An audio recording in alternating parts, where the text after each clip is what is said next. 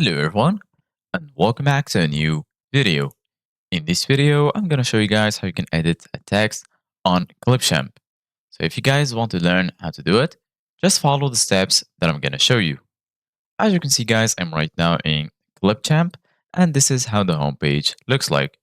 So right here in the left side of your screen, you're going to find all of the sections. There is the home section, brand kit, templates, and right here, you're going to find your folders. Right here in the home section, you're going to find two options here in the top: create a new video, start from scratch, or create a video with AI, quickly auto compose a video using your own media.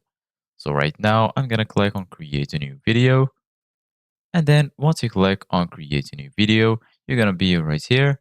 So basically guys, right here, you're going to find all of the tools that you will need in order to edit your video.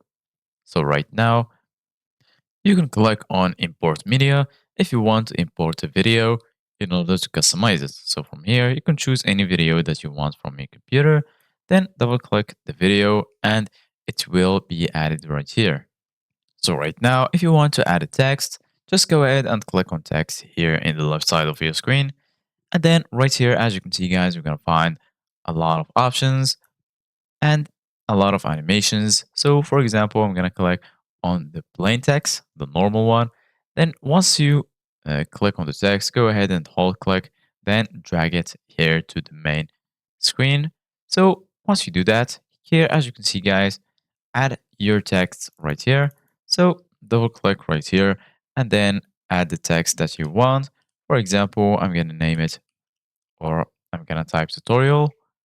And then once you do that, if you want to see all of the options for this text, go ahead and select it here from the timeline and then click on text in the right.